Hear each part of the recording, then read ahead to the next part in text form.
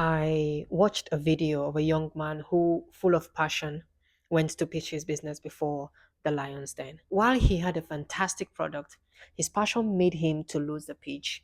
Man was too passionate to calm down and even listen to the investors when they were trying to advise him.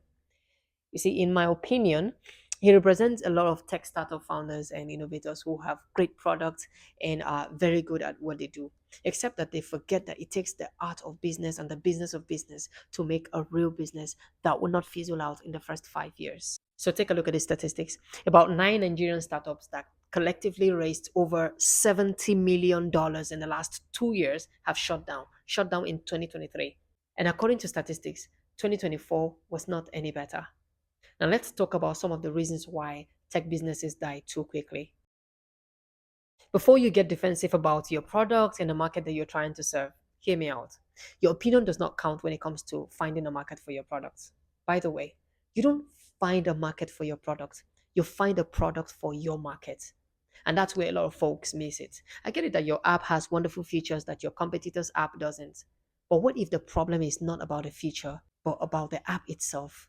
I did a research on the use of app recently, and the outcome was quite fantastic.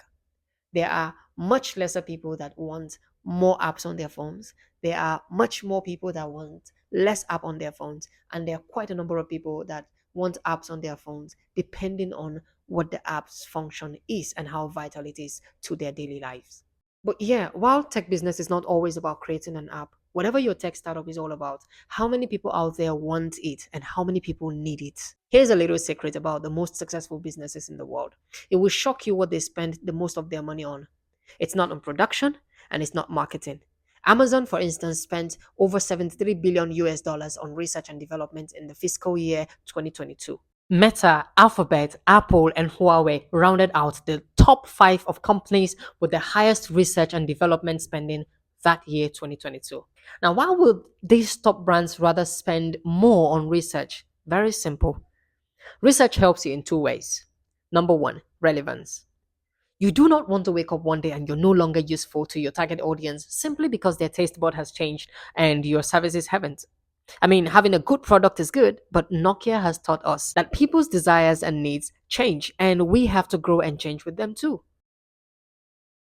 No matter how much you master the corners of your house, you can't run around it with your eyes closed. So, does that mean spending more on marketing or production than on research is wrong? Well, yeah. Look at it from this angle. Would you rather pump more money on the same things that you've been doing before or invest in what would make you grow and keep you in the game? I'll quote Aaron Hoffman from Quora. Many startups try to be zero point 0.1 of a $50 billion market rather than 50% of a $100 million market. Of course, both numbers equal $50 million in revenue. But the company that has 50% market share turns out to be much more valuable because it is much more important to its industry. Being a winner in a very small market is much more important than being a small minnow in a giant sea. Being a big fish in a small pond gives you more ability to innovate, and you become really important if a larger player wants to get into that pond. And it's okay to be tempted to have a bite of the big market. But here's the secret: marketing yourself and getting recognition in the market is faster and easier than doing the same in a red ocean market that is more saturated. Does this make any sense to you? Tell me in the comments what other thing you would like me to treat in my next video. Then share this video with someone you know will thank you for sharing because of how helpful it might be to him or her. And lastly, encourage me by subscribing to my YouTube channel.